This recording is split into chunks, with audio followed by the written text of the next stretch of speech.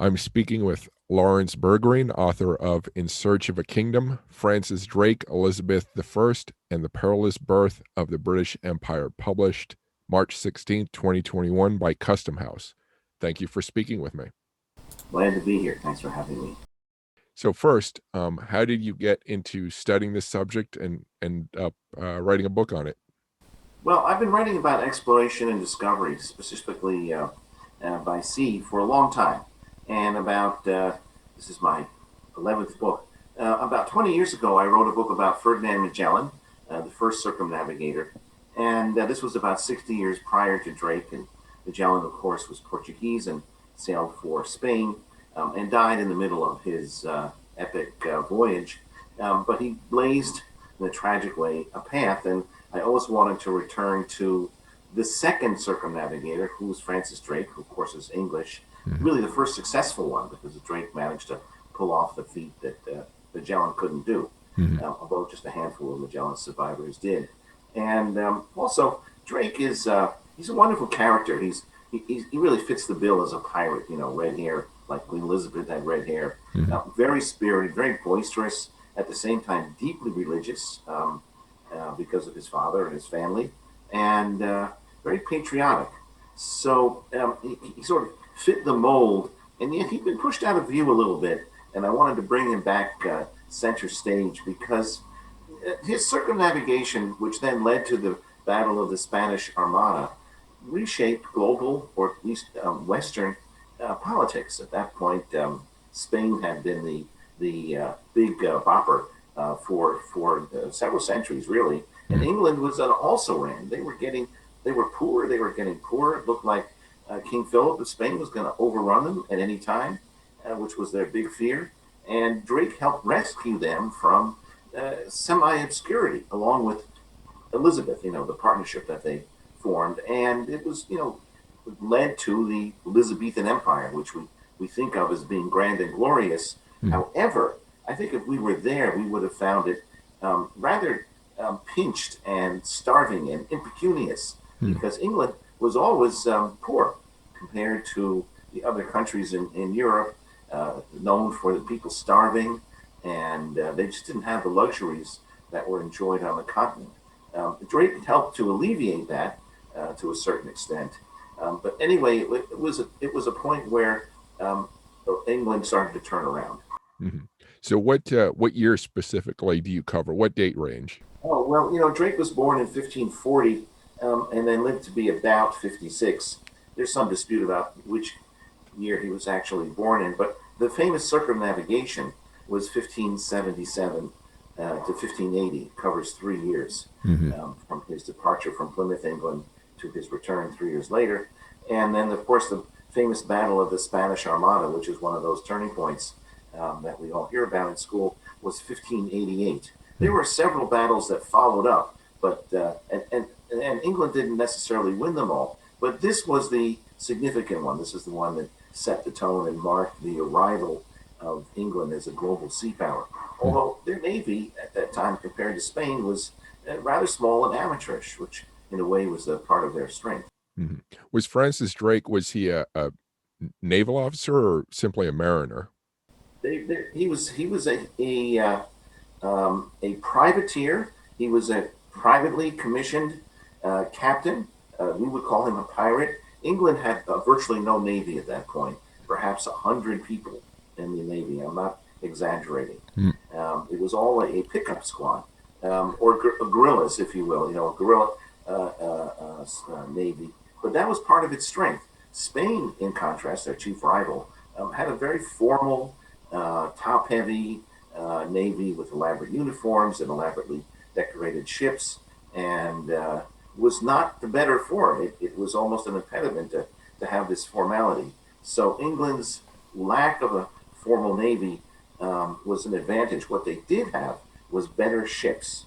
Their ships were what they called race-built. Now, that's R-A-Z-E, not racing as a sailboat race, but raised, like lowered, so that they could be faster and more maneuverable and get into tight spaces, especially if they were fighting in a harbor around Spain or something like that. So these race-built boats gave England quite an advantage. Mhm. And they were developed out of sheer necessity. Spain seemed to think that they could sort of bend the laws of reality to suit them, but it didn't always work that way. Mhm. I guess that some people might wonder how it is that a country like Spain would have a better navy or fleet than an island nation like England. Spain was wealthy, Mm, and they were wealthy because they exploited Central and South America for gold and silver and gems, and this made a really big difference. So they could afford it. England did not have those resources. Spain has had colonies all over the place. They were expanding. It's only a quirk of fate that we're speaking English instead of Spanish because they had a very strong foothold in North America. And England, other countries combined to knock them out. So Spain was, was the empire to contend with. They also had an alliance with the Catholic Church. mm, So the two of them together, combined with the Spanish Inquisition, which amplified their power, proved to be a very potent weapon for keeping other nations in line or in their thrall. mhm.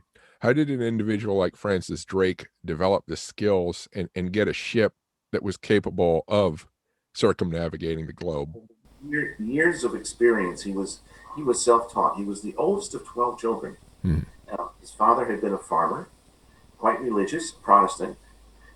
Drake eventually went to sea because it was one of the few places he could earn a living. Some of his siblings died at sea. It was a very dangerous profession. At first, he was a kind of small-time merchant marine, ferrying items around. Later on, he became a slaver. England isn't really known for slavery big time, but there was some at that point. And part of the reason he became a slaver was that his cousin, John Hawkins, a well known figure in British maritime history at that point, um, hired him. And he accompanied Hawkins on voyages to Central and South America. They weren't actually going in search of slaves of their own, they were going to steal slaves from Portuguese ships. So they were middlemen, if you will. mhm, What Drake saw horrified him about slavery. He was really, you wouldn't call him a humanitarian, that would be stretching a point. mhm, But what he saw was enough to make him see that slavery was very repugnant. And he didn't really think, and he thought it was very dangerous. And he didn't think it was a great way to become rich. And Drake's guiding motive really was wealth, to mm, become rich. And the way he saw to do that was to get a hold of gold and silver. So instead of stealing slaves from Spain, he wound up stealing gold and silver, mm, which they had been mining all over the place and keeping in deposits up and down the coasts on the east coast and west coast of Central and South America, and occasion inland as well. And Drake became a marauder par excellence. He was so accomplished at this that in Spain he was known as El Drake, the dragon, mm, and it was thought that he had supernatural powers. Spanish could be very superstitious at that point. Actually, mm. so could England as well. Ah, And so they thought that he had some telescope where he could see around the world, and from one place. And with his supernatural powers, he was very successful. His reputation, his demonic reputation in Spain, was probably bigger than his reputation in England. In England, he was prima inter pares, one pirate among others, mm, or would-be pirates. There were other sea captains who were vying for Elizabeth's favor, and they were trying to do the exact same things that Drake was doing. They just weren't successful at it. mhm, The other sort of missing ingredient, or important ingredient rather, of Drake's success was that he was a really skillful sailor. And that's kind of an inborn talent, and it was something that it was both inborn and learned over the years. He was also, we think of him as being very brave and swashbuckling, mm, and indeed he was, but he was also very cautious. He had learned from the mistakes of Magellan, who had been killed by islanders in the Philippines. Drake usually stayed offshore, and if he made a raid on a Spanish encampment to steal gold, it was a surgical raid. mhm, It was quick and it was not deadly. That was the other thing. Oddly enough, in this very violent time where human life was cheap, Drake, who hated the Spanish, was rather respectful, almost to a comical degree. And if he boarded a Spanish ship, or when he boarded a Spanish ship, he made an elaborate show of politeness with the captain. Usually gave his victims a souvenir, a small trinket, as if to say, Drake was here. So a souvenir. Imagine if a robber came to your home and left a trinket to say, well, you've had the privilege of being, robbed by the best. And that was Drake's trademark. So he was a character with a capital C. When eventually the legend of Drake got out, this made him very popular in Spain. What he didn't do, unlike, say, Columbus or Magellan, was kill lots and lots of people, just because they had killed him, or because he felt threatened, or because he felt it was his religious duty, or something like that. So, in this odd kind of way, he was respectful of human life. I'm speaking with Laurence Bergreen, author of In Search of a Kingdom. You can find more information about his work at laurencebergreen.com. If you like this episode of Military History Inside Out so far, please tap the like button and bullseye the subscribe button. If you want more interviews with military historians or to get daily history book suggestions, check out WarScholar.org or militaryhistorypodcast.com. If you want interviews with writers and creative people or daily book suggestions in sci-fi, fantasy, horror, film history, gaming, and more, check out fullcontactnerd.com and my podcast, Full Contact Nerd Interviews. If you want to hear interviews with space scientists, space historians, and technology experts, or get daily space and science book suggestions, check out technologyandspace.com and my podcast, Technology and Space. All of my social media links are listed at the end of this episode. Now back to the video. So where did Drake get the cannons and the weapons to outfit his ships if the English didn't have much of a Navy tradition at that point? They had some. I mean, their cannon, these were ships that were usually privately owned. Elizabeth either bought them or leased them with her funds. And she was a partner. It was usually a syndicate of 6 or a dozen people. She was, of course, the most important one. But she kept her identity somewhat secret because she didn't want to advertise it, because she didn't want Spain and King Philip to know about it, because she was afraid of provoking a wholesale invasion. However, there were all sorts of clues.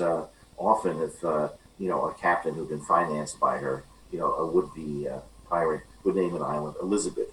Certainly, Drake did that, and so did others. So, if you looked carefully at what was going on, you would deduce that Elizabeth did have some involvement. But she did not brag about it, and she kept it, I think, semi-secret is the best way to put it. So when did Francis Drake, when was he the first time he was a captain of a ship, his own ship? Well, one of the first times was when he was, involved in the slave trade with his uncle Hawkins, John Hawkins, and the ship was the Judith. And it turned out to be a disaster because he got into a battle with Spain.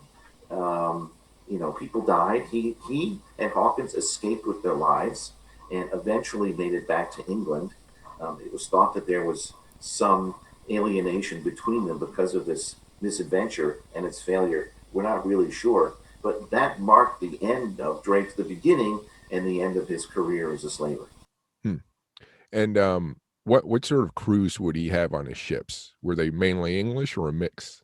Well, generally English.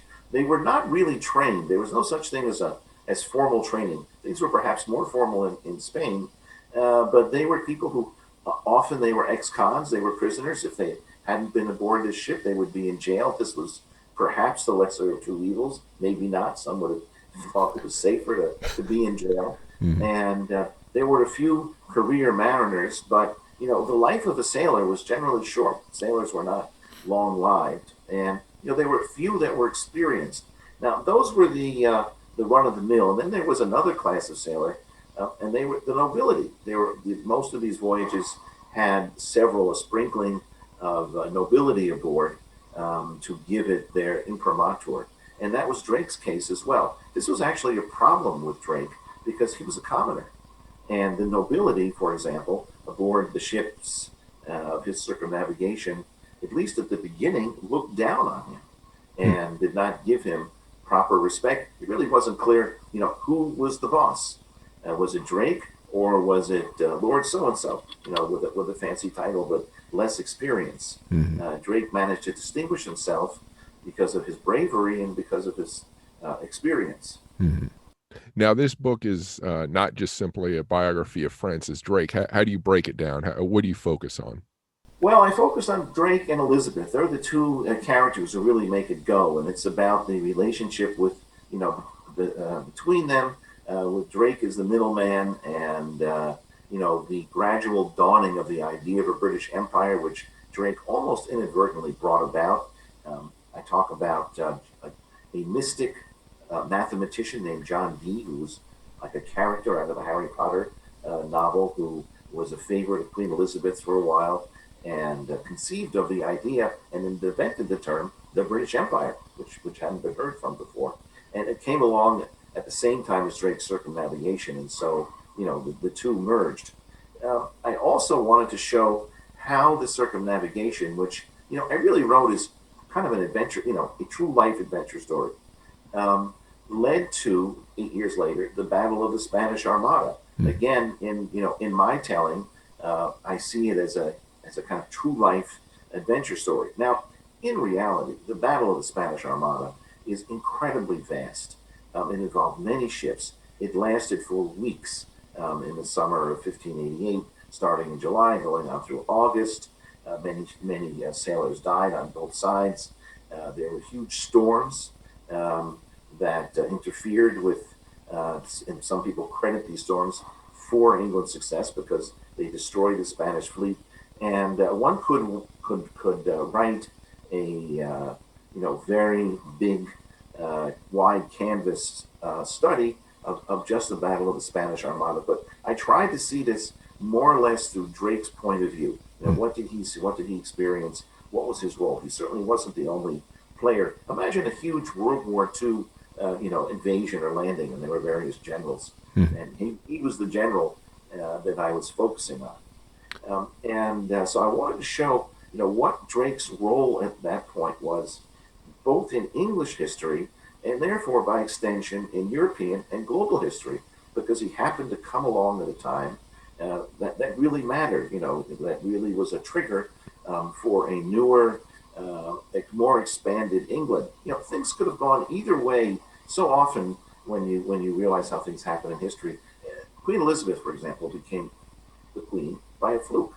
Mary Queen of Scots, who was Catholic, was the queen who preceded her and died young. Elizabeth had been out of the line of succession for a long time. Through a series of quirks, she was in it. Her father was Henry VIII.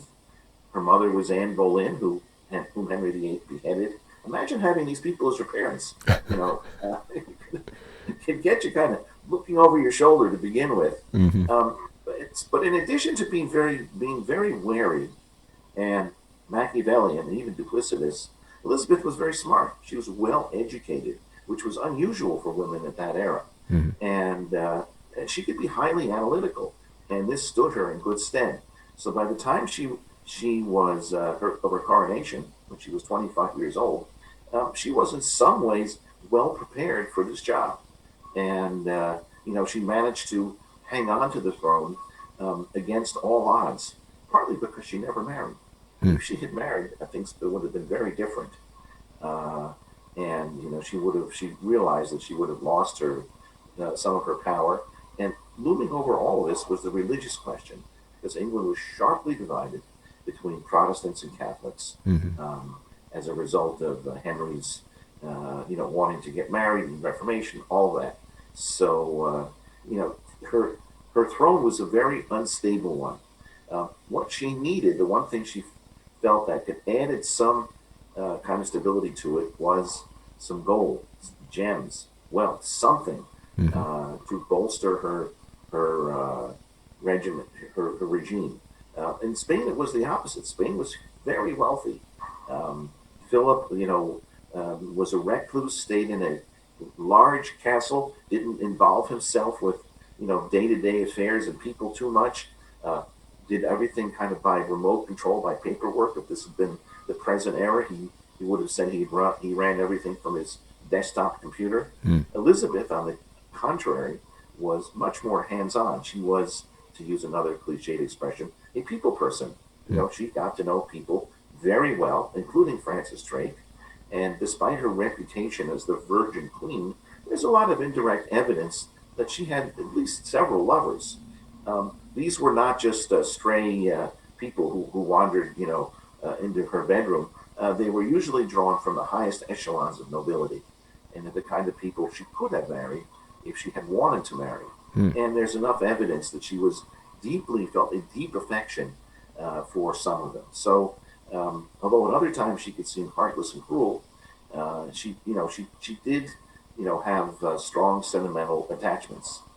Um, so you have these two kind of oddly matched characters, Drake and Elizabeth, who found common cause, Hmm. which was to strengthen England. The fact that they both had red hair, I thought it was kind of amusing and coincidence. I don't know.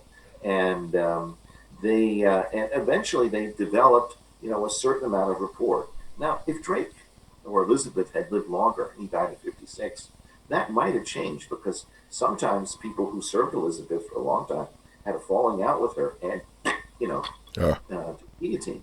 hmm. So, as I said, she could really be very tricky, very difficult. As she got older, particularly, she got crankier Huh. um, and more judgmental.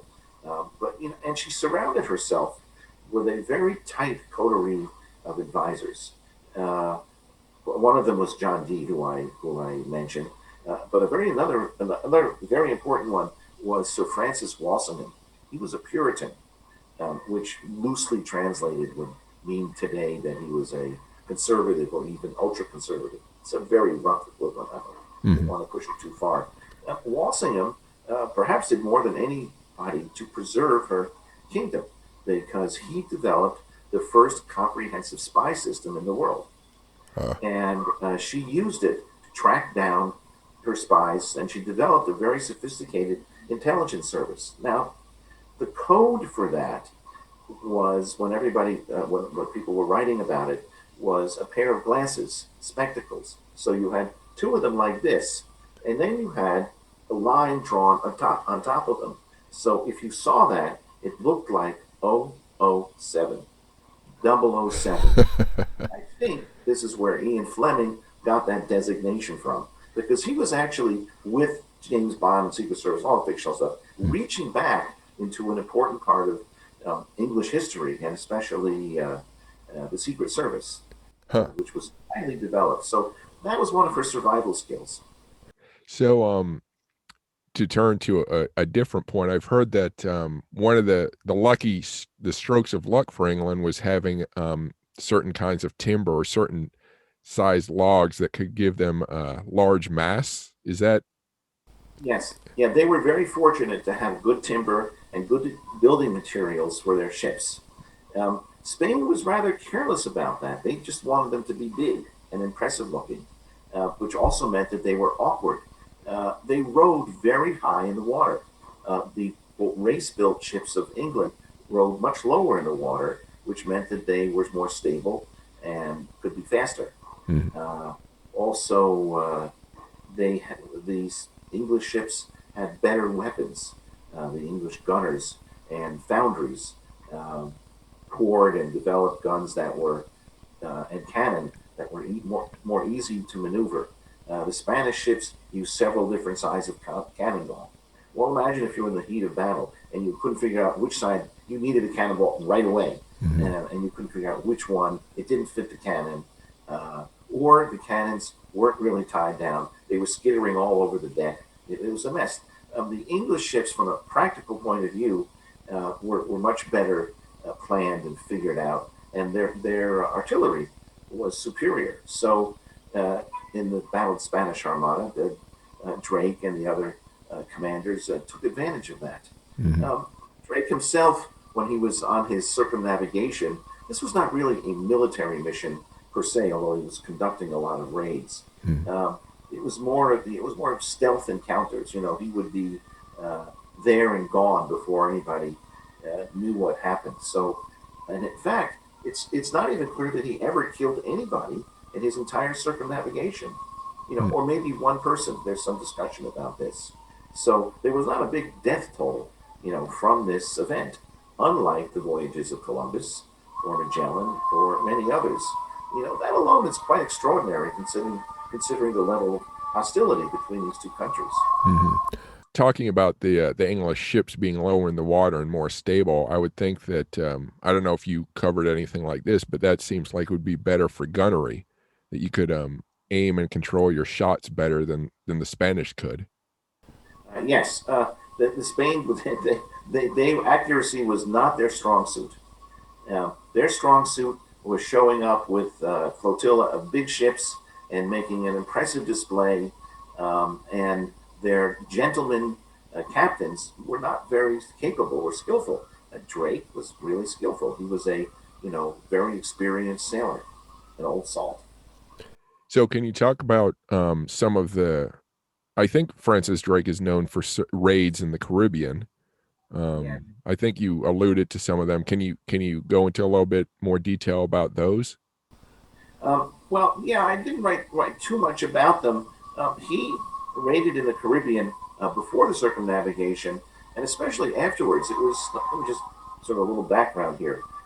After the battle, after the circumnavigation, he was knighted by Queen Elizabeth, so that elevated his status, and that was a big deal for Drake, a big deal for England, and he quickly became one of the wealthiest, if not the wealthiest person in England. How did this happen? It was because the extraordinary value of the gold and silver that he brought back. Elizabeth hid most of it, denied that he had brought back anything, but stored it for safekeeping in the Tower of London. And then after that, he received a magnificent castle called Buckland Abbey, which is you can visit now as a tourist attraction, which had been a Cistercian monastery, and but it was converted to a private house. His first wife had died. He lived there with his second wife, Anne Sydenham, and it was thought, and he became mayor of Plymouth. So he's wealthy, mayor of Plymouth, huge castle, no children. You would have thought that that's the way he would have spent the rest of his life, but he was bored being at home, and within a few years he was back at sea and back in the Caribbean, fighting one battle after another, Mhm. often without great success. He never equaled his two great successes, the circumnavigation and the Spanish Armada, in any of his Caribbean campaigns. In fact, he eventually died in the Caribbean in 1586, Hmm. um, 96, and he of dysentery, not from a bullet fired by the enemy, but he was constantly in pursuit of the enemy. I think of dogs who can't resist chasing cars. Yeah. And one comes by. This is what Drake was like when a Spanish ship came by. He could not resist chasing it, boarding it, stealing the gold, which he didn't need at this point, risking his life. And so for him, he was doing it for fun. Well, for patriotism, of course, he would say he was doing it for Queen and country, but there was no crying need for him to do it at that point. By rights, he should have been at home, but he was happier at sea. And he said that's where he felt his true home was because that's where he spent so many years. Mhm. So his Caribbean record was a mixed one. There's no big, triumph we could point to. We could just say there's skirmishes that, where he fought to a draw or actually lost. So, when he was circumnavigating, obviously enemies aren't going to say leave him alone simply because he's doing this task. Did he? How much did he have to avoid? You know, um, European enemies. Well, that's a very good question. He was very concerned that the Portuguese or the Spanish, would show up suddenly and get after him, but he avoided them.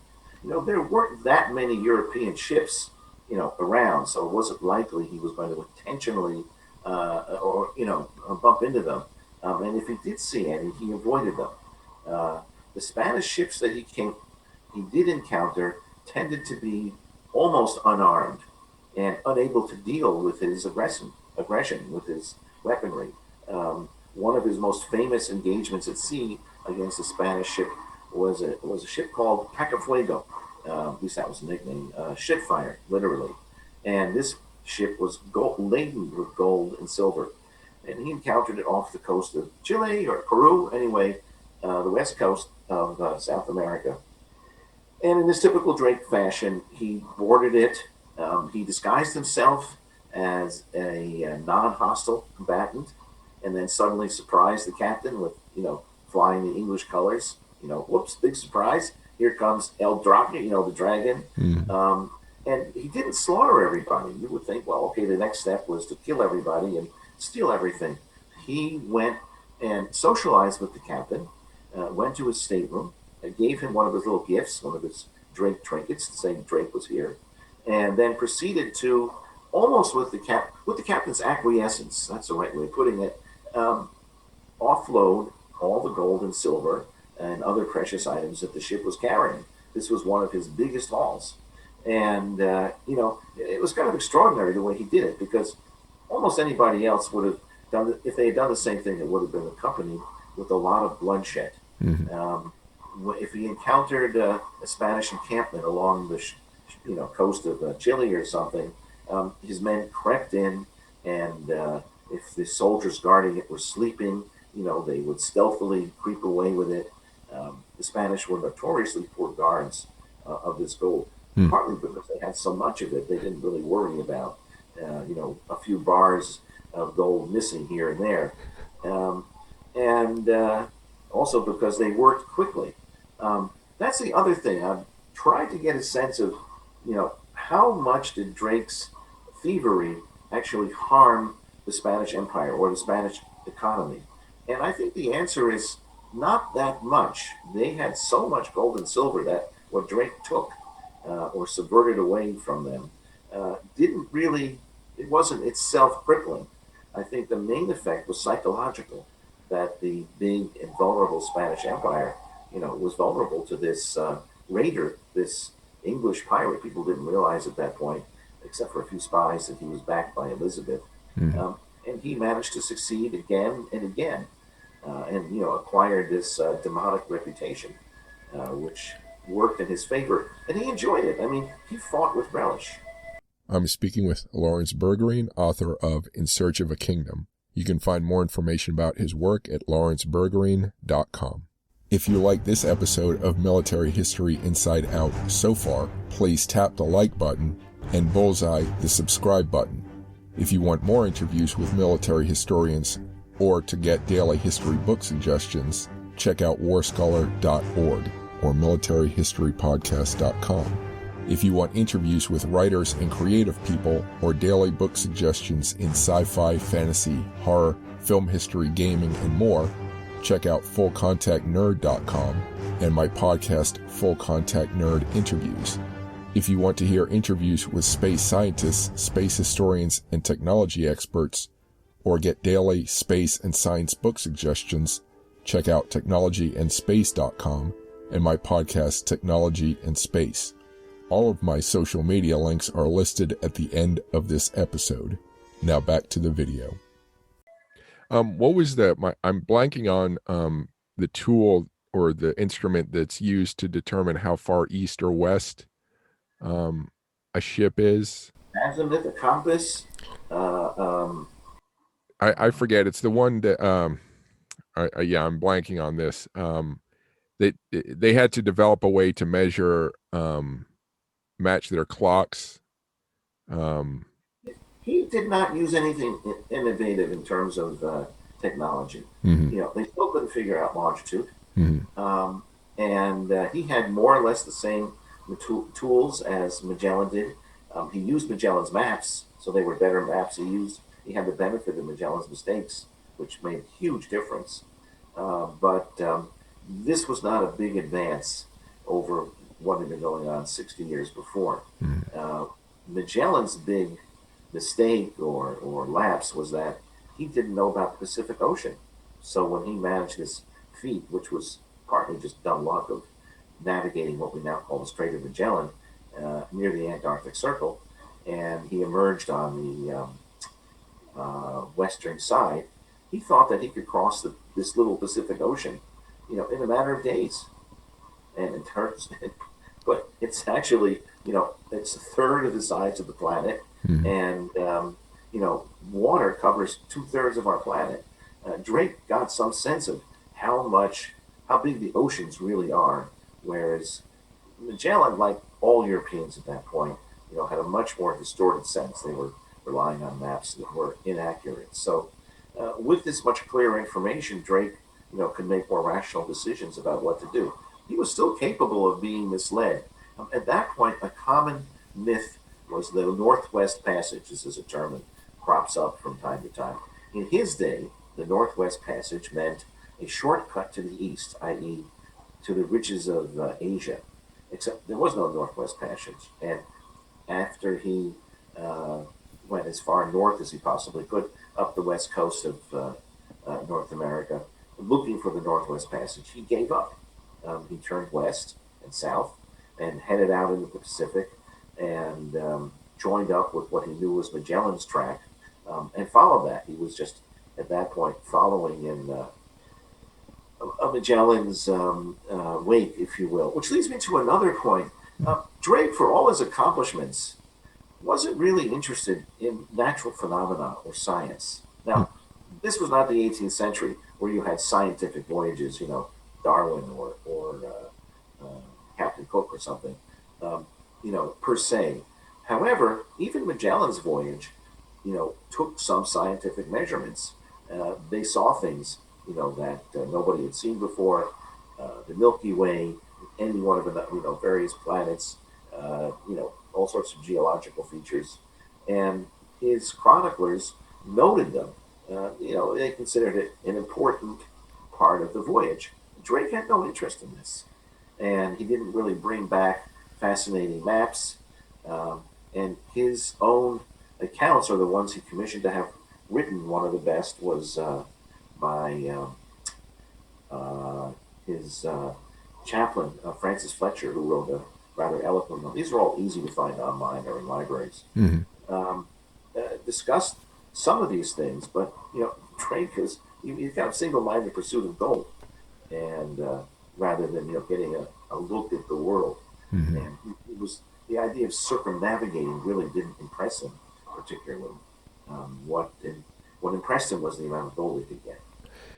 So, considering how big the Pacific is, what points, as he was crossing it, what points did he stop at? Well, he finally stopped when he got to the Moluccas. He knew it would be a long haul, but he also would develop strategies for survival, unlike Drake, who didn't know, I'm sorry, unlike Magellan, who didn't know what to expect. He brought as much fresh water as he possibly could. At some point, the men came close to starvation.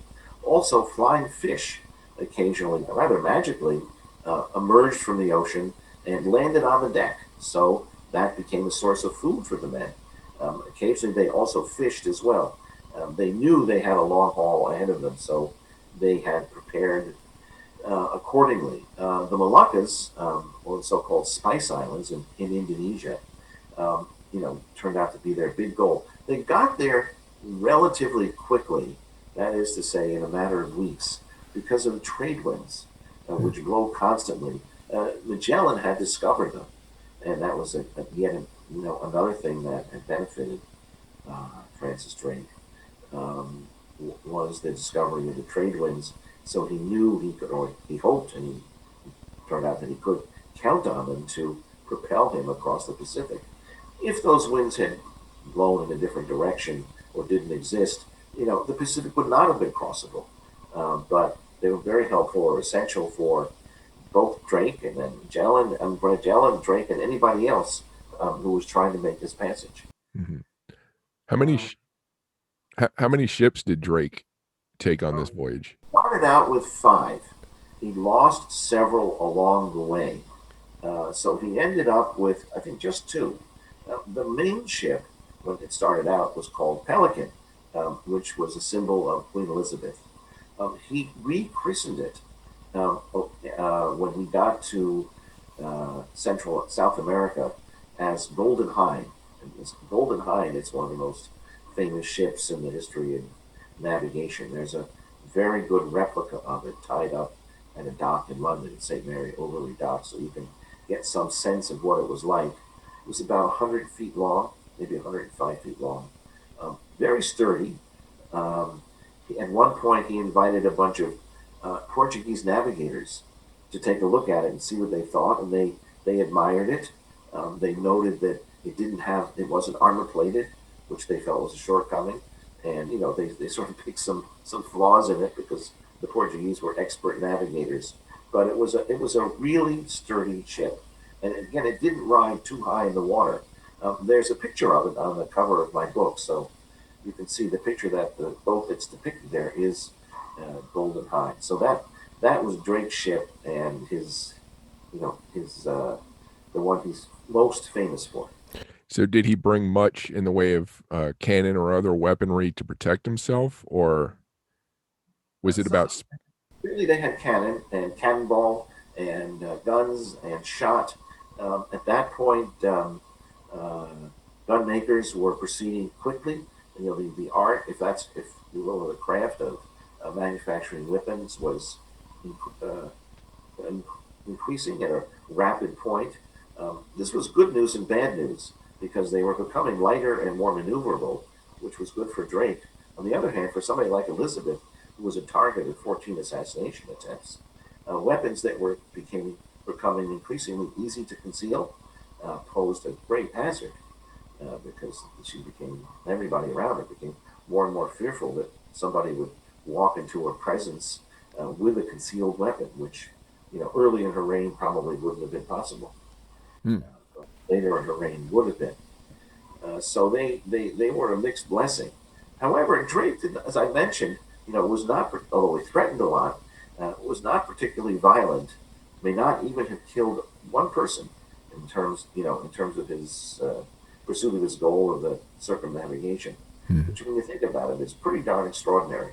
On the other hand, he could be quite the martinet when it came to his crew. And there was a famous incident that occurred with John Doty, who was one of the noblemen aboard his ship. Drake had decided that Doty was a witch. Hmm. This was not an uncommon uh, Elizabethan superstition or belief. There were male witches and there were female witches. We hear about witches in Macbeth by Shakespeare, but there were also male witches as well, and often they were accompanied by some sort of an animal. Could be a cat or something else, which was considered a familiar. So Drake took it in mind, and we're not exactly clear why, that Doty, who was clearly a rival for uh, the mastery of the fleet, was um, a witch, and he had a trial um, when they were in Port St. Julian, off the coast of South America. This was on the eastern side, and condemned him to death. Now, this was a very fateful spot for a trial because Magellan had done the same thing 60 years more or less, also with somebody he considered to be a traitor, uh, Hmm. and had a trial and condemned him to death and executed him. So the gallows that Drake erected for Doty were within sight of the ones that Magellan had erected, decades earlier. What Drake was thinking, I don't know. This couldn't have been coincidence. Anyway, he shared a last supper, if you will, with Doty, and there's an account of it from the chaplain whom I mentioned, which shows it as being, and this is sort of hard to believe, but that's what he wrote, rather convivial. And they were toasting each other, and there was a lot of fellowship. And then Doty was, shortly there afterwards, executed. Now, it was thought that this could get Drake into serious trouble when he got back to England. He had a lot of enemies and rivals. Doty had family and supporters, Hmm. and if Drake had been less successful or just less lucky, when he got back to England, he wouldn't have been feted and lauded. He would have been imprisoned and tried and perhaps even executed. Hmm. However, everybody was so happy when he did get back that the sense of dismay about Doty was kind of lost in the commotion, and all they could think about was how much money he brought back. So he didn't really have to suffer the consequences of this of this behavior. But as I said, witches were considered common. I talked about John Dee, the mystic mathematician. It sort of fits into that you know, same kind of English belief in the supernatural at that point, Mm. which was very compelling. And it wasn't a separate realm from ordinary life. Astronomy and astrology at that point were considered the same. They were identical.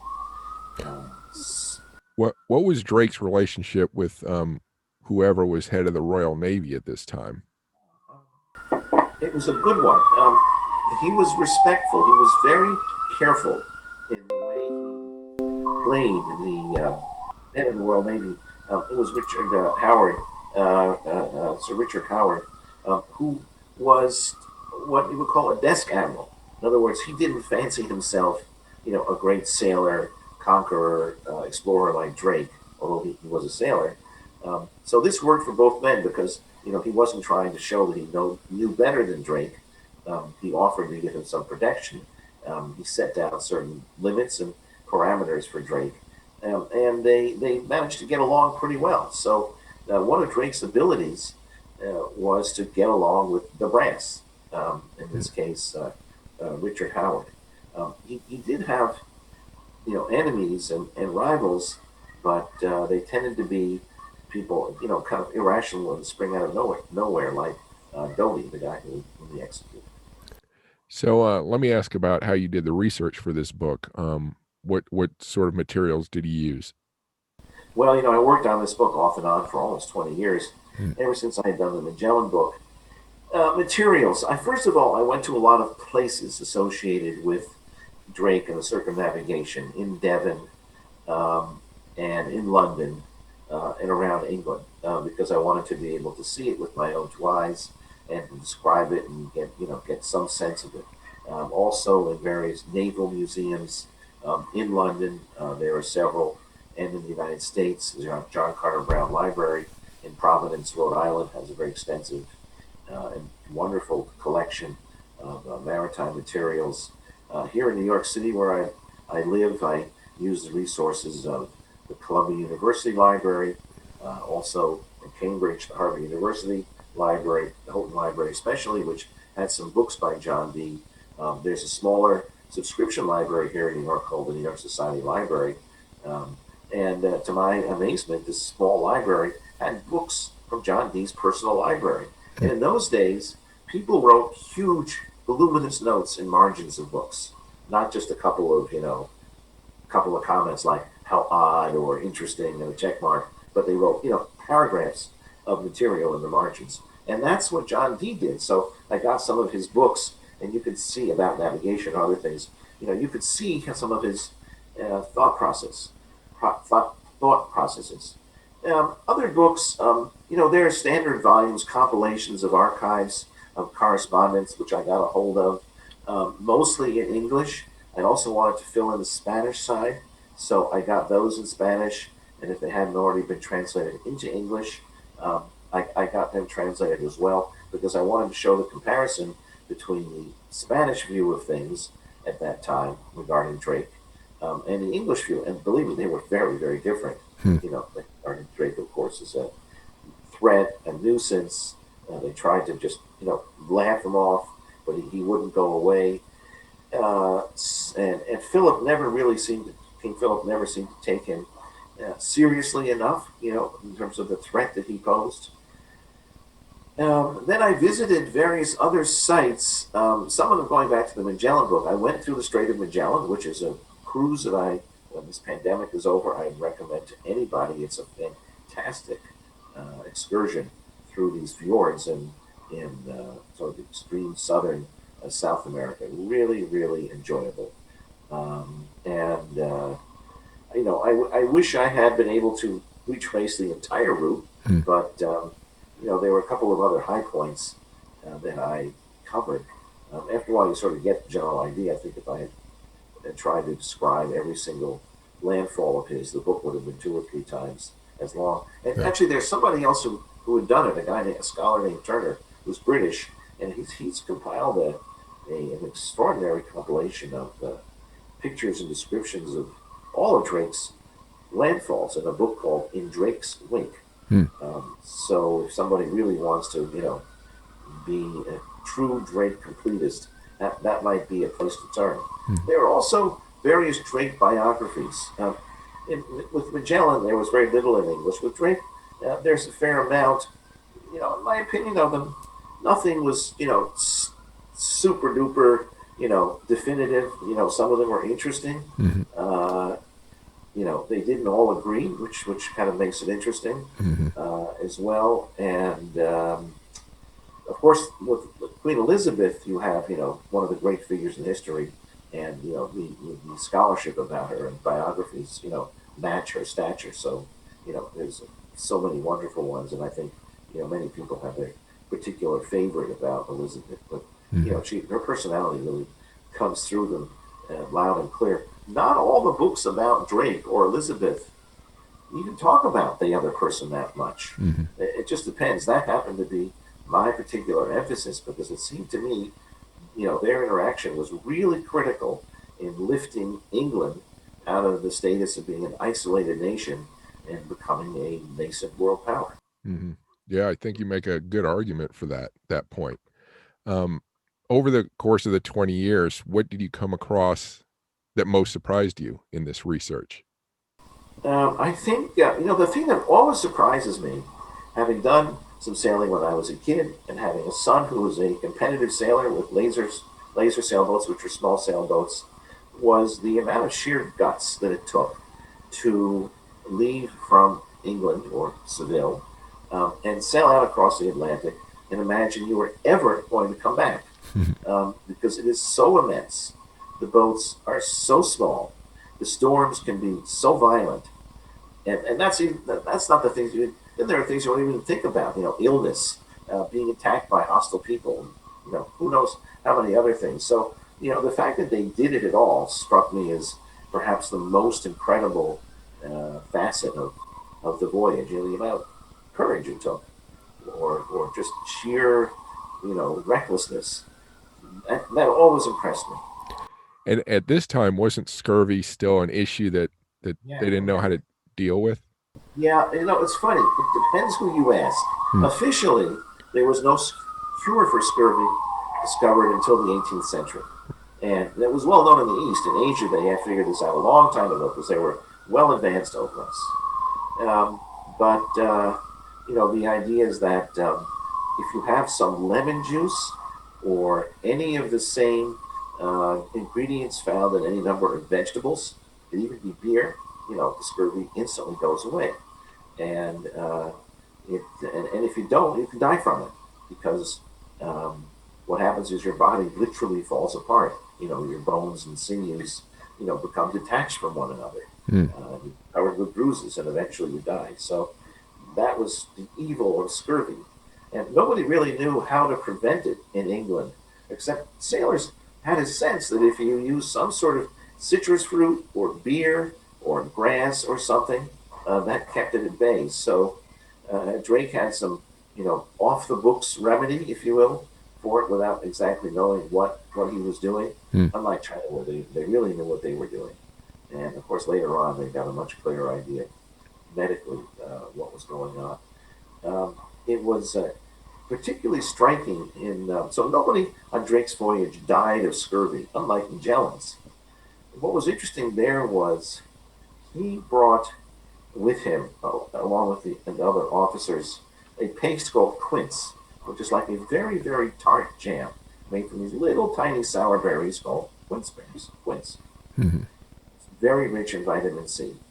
And they kept it as part of their special preserve. When I say they, I mean the officers. But they didn't realize that by taking it, they were saving their lives. Hmm. It was just one of the sort of special items that they had without realizing it had any particular health or life-saving benefits. Hmm. But Magellan was struck by the fact that many of his men had scurvy, but none of the officers, and he didn't know why. And nobody made the connection between the quince paste and the scurvy. Hmm. So it was just a curious thing. As I said, Drake had some idea of what a healthier diet for a a sailor would be. But I have to tell you, the food they ate was disgusting. You Mm. know, it was all spoiled. It was raw. It was filled with larvae and droppings from animals, and you know they would boil it into mush, and it was just gross. So the fish they ate, and they often ate it raw or shellfish, was vastly superior and much more healthy than any of the food that they brought with them. Hmm. Um, and they became very good at foraging. When they got into the South Pacific, they came across an island which had a type of crab called a coconut crab. This was a scary, which I write about. This was a scary creature out of a science fiction um, story because it could crawl up a tree, and its pincers were so strong it could snap off somebody's finger. Um, and if they ever came across a corpse, they would devour it. In Mm. fact, it's thought that Amelia Earhart, the aviator, her corpse had been discovered and devoured by coconut crabs. That's one theory. On the other hand, they were huge, but they were very good eating. They were a very good source of food. So the men braved all these horrors to get a hold of a coconut crab, kill it, knock it out, and rip the meat out of the shell. And it was really delicious, sweet crab meat, from a giant crab. So they often survived on the coconut crabs, which on the one hand were grotesque, but on the other hand, they considered a delicacy. Mm. So the longer you're at sea, the more the more your perspective about things changes. What you're willing to eat. Right.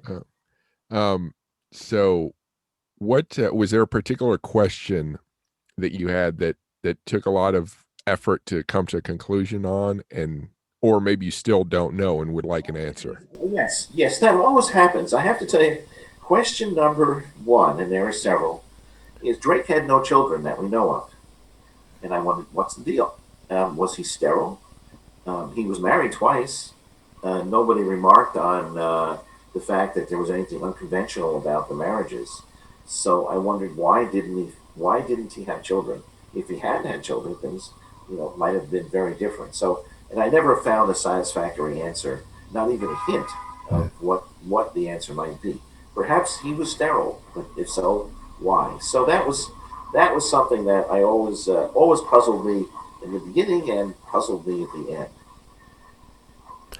Some other things I thought were, kind of noteworthy and knots I couldn't really untangle had to do with what happened to him really after uh, the Spanish Armada. And we mentioned this episode of his kind of unlucky encounters or inconsequential encounters in the Caribbean and off the coast of Venezuela. And I'm wondering why. Why was Drake, the superstar, content to suddenly, do battle in this, sort of secondary theater, and often lose? Why did he lose his mojo? Um, After he had this fabulous castle, Buckland Abbey, and this brand new wife, why did he leave? Did they not get along? Also, he was mayor of Plymouth, so he was a big deal now in England. So why didn't he stay there? And he said, okay, he's happier at sea. Okay, fine, but you just wonder, the amount of creature comforts at Buckland Abbey would have been vastly greater than anything he would have had at sea. And of course, he died, at sea. So I kind of wondered about what led to that in the latter part of his life. Hmm. There are other things about his childhood that we don't really know. We don't know the year he was born. And, I said 1540 for the sake of argument, but it kind of been, 2 or 3, even 4 years in either way of that date. We don't have an exact record. Uh, I wish any character I'd written about had kept, a voluminous, detailed diary of their life for people like me, but we Mm. don't really have anything like that from Drake. We have a lot of correspondence. Um, I wondered if Drake, when he was in London, and then this was in the latter part of his career, and Shakespeare was there, did they ever cross paths? Mm. Did they ever meet? London was a small place. Did he ever see any plays that Shakespeare wrote or his theater company had put on? There's no record of that. So, Drake's life in London, we don't really have that complete a record of it. We do know a lot about him for somebody who lived so long ago, that's for sure. But, that sort of, the more you know, it just raises, more and more questions. And then there's the question of, well, they said he died of diphtheria, okay? So we're relying on the testimony of Elizabethan doctors, so might not be, the best. And we're trying to diagnose him now, hundreds of years later, Hmm. which is often not a wise idea. So, more details surrounding his demise, what really was it? Anyway, those are some of the questions that occurred to me. Did did Shakespeare write any characters in any of his plays that sort of reflected or were sort of supposed to be Drake in any way? Not Drake, but John Dee is thought to be a source for Prospero, who was the magician king in The Tempest. Hmm. And this is a later play of Shakespeare's, and one of his more visionary works. And you could see Prospero as a kind of imaginary idealization of John Dee, who I really found a fascinating figure. Used to be better known, still is pretty well known. One of the things about him that he had that was so peculiar was these scrying stones, which they happen to have an exhibit at the British Museum when I was there. Hmm. These were little stones that were about this a disc the size of I don't know, 2 or 3 inches in diameter, and they were sometimes engraved. And he believed that if he held it up, he could see through it to the spirit world. Hmm. And on the other side, he would see the spirit world, or he had an assistant who would see it for him. Hmm. And he had a collection of these scrying stones, and I thought this was, really something quite amazing. And this wasn't Harry Potter. He really believed it. And yet he was a brilliant mathematician, totally logical. Hmm. At the same point, he imported the divided sign and other mathematical symbols which are universal into England, and they were not used at that point. So, he went in various realms, and of course, he was a visionary with the sense of the British Empire. In my mind, he somehow leads in his sensibility to the English poet William Blake, Huh. because it's the same kind of visionary capacity that was grounded in the Bible and other ancient texts, which he projected onto England. And the exalted name for England at that point was Albion, Huh. which was like its legendary name. And in fact, when Drake got to the northern part of his coast of North America, along California and Washington State, he named that area New Albion, Hmm. instead of New England, but the same idea. And so he did have this sense of almost Arthurian sense of an English realm out there, which was perhaps more real and imaginary, but he was trying to find some real coordinates for it. Hmm. Did did you come across anything that had a strong emotional impact on you, either positively or negatively, humorous or sort of pretty sad? Well, I would say that Magellan actually had a great deal of tragedy and grief, partly because there were so many people who died. He was had such a difficult nature. Drake was far more upbeat, so it was one perhaps doesn't feel sad. You've kind of carried him away in this buccaneering voyage. That's a very good question, and I think I'm probably still trying to formulate the answer. That's not one I could come up with immediately. Mhm. Okay. Um, what part of all this is has been most enjoyable for you in the research? Oh, anything to do with research. I tell you, I wish it could go on forever. I Mm. love traveling and seeing places. I love meeting people in connection with research. I love talking with experts. Mhm. This is fascinating stuff. If the subject is not that great, then the research isn't that great. But this for me was like was really a treat. A lot of it. Collating some of the papers, making various discoveries about, oh yes, X happened because of Y, and I didn't see that before, or maybe nobody else saw it before. So putting the pieces together is great. For me subjectively, maybe other people are different. Writing is difficult. It's strenuous. I'm very self-critical. It never seems good enough. Even now, if I, I have the book right here. If I Mm, started picking up a page, it would be painful for me. mm, Uh, because I would say, oh right, I should have done this and I wrote this thing over and over and over and over and over. This mm, was not a first draft, quite the opposite. But I still see things. Well, perhaps it should have been expressed a different way. mm. And my thoughts about it, even though the book is now done and out of in print, keep evolving. And I'm rewriting parts of it in my mind and think, oh, I should have said it that way. Oh, I should have drawn that connection, and I didn't. Of course, Mm.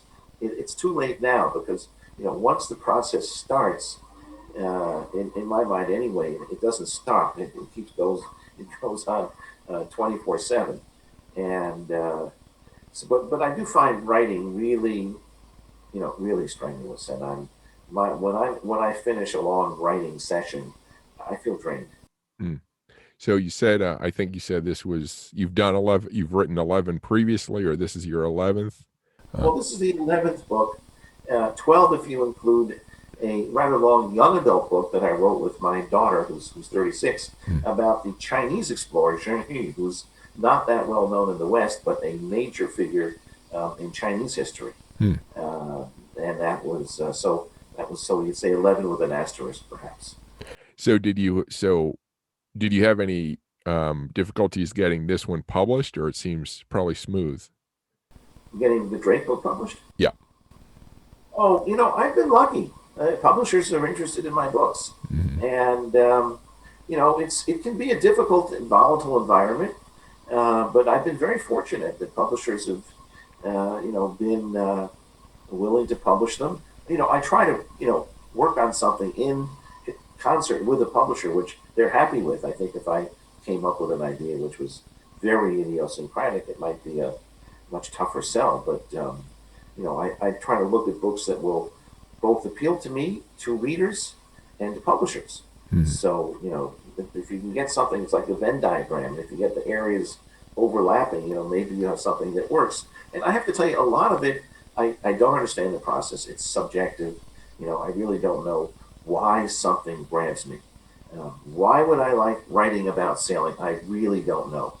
I'm a city boy, and myself, and although I've done some sailing, and my son is a very, very enthusiastic sailor, that's not the same as, growing up with the sea. right. And a lot of it is just intuitive. There are sometimes books that I'll think about some idea, and I'll say, oh, this is a terrific idea. I'm going to write a book about it. And I never really, once I get into it, I just can't keep my interest going. Doesn't mean it's a bad idea. Sometimes some other book will come along on a similar subject and hit it out of the park. But I find that it's a lot of it is unconscious, and I don't want to interfere with that part too much because if I can figure out how to do a book, I don't really want to overthink it, as an editor of mine once said. Mm, And a good story will tell itself if you let it. Now, I also give a lot of thought to the structure of the story because you want people to keep turning the pages. And for me anyway, when you're writing about exploration and discovery, it's narrative. It's not just data. mm, It's how you structure the story and how one event leads to another. There are various climaxes. It's not that I'm playing games, but I want to build it in a way that makes it suspenseful or intriguing, and gives people a sense of what a really special story this is. Do I mm, succeed all the time? No, not really. Some of my most ambitious ideas, they really my reach often exceeds my grasp. mm. But I keep trying.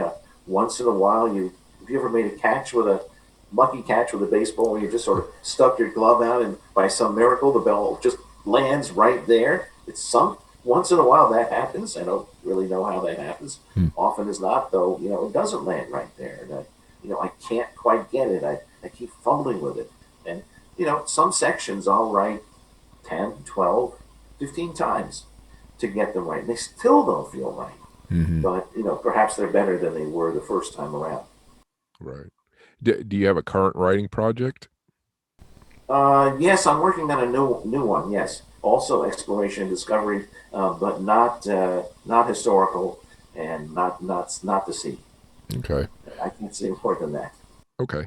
Um, so where can people follow you online? Do you have a website or social media? Website, LaurenceBergreen.com. Mm-hmm. Laurence with a U, and I think there's a lot of stuff about me that's appeared online over the years, interviews, lectures, books, and as well. So I think there's a fairly extensive documentation. Also, if they start researching Drake, somebody wants to learn more about Drake, the Wikipedia about Drake, which I was reading the other day, is actually darn good. And Wikipedias aren't always that good, but this was a really good one, whoever put it together. Mm-hmm. So that would be a good place to start. And of course, then it links to many other things. I'd also recommend this book if your audience can find it, called In Drake's Wake, by this fellow Turner, who I got to know when I was in England, who has made it. He's just only in England. He's a former school teacher, history teacher, and he made it his project to try and visit every single landfall of Drakes anywhere in the world and write about it and photograph it. So he compiled a massive volume, it's like a phone book, if you remember phone books, of all these sites. So that was also really extraordinary. And of course, any document from the Victorian era, letters, diaries, and journals are automatically fascinating. I think I mentioned Francis Fletcher's journal. There are others. Drake himself was not a. He wrote. It was. You could see it was laborious for him to write, but he did write a fair amount. But he didn't really write a really detailed account of his own circumnavigation. One needs to build up a picture from other sources, and then you can occasionally add Drake into the picture. Mm-hmm. So I'll spell your name for listeners just to find your website. It's LaurenceBergreen.com. Is that correct? Okay. So apart from filling the historical gap and educating and entertaining readers, what do you hope this book will do? Oh, I wanted to make it entertaining. I wanted to make it a true life adventure story. I like reading true life adventure stories, whether it's sailing or mountain climbing or something else. And American or other countries. So that was really my other goal. My second goal was to put this together into an exciting adventure. When you have a dynamic figure like Drake, that's possible. Okay, well, that's all the questions I have. Do you have any parting thoughts or words? Well, I think I've shared them with you, and thank you very much for allowing me this forum to speak. I appreciate it a great deal. Oh yeah, it's interesting stuff. Yeah, thank you for taking the time with me. In the next episode, I speak with Jeff Gwynn about the U.S. Army's punitive expedition into Mexico in 1916. Bullseye the subscribe button to catch that episode. Thank you for watching this video version of Military History Inside Out. If you liked the episode, please subscribe and hit the like button. If you're looking for military history and general history, including true crime, please check out my YouTube channel, WarScholar, my podcast, Military History Inside Out, and my webpage, warscholar.org or militaryhistorypodcast.com. If you're looking for space history and the science, technology, and business of space, check out my YouTube channel, Spacewalks Money Talks, my podcast, Technology in Space, and my website, technologyandspace.com. If you're looking for fiction, including sci-fi, horror, fantasy, mysteries, thrillers, film history, gaming, and more, please check out my YouTube channel, Chris Alvarez Full Contact Nerd, my podcast, Full Contact Nerd Interviews, and my webpage, chrisalvarez.com or fullcontactnerd.com. Thank you for watching.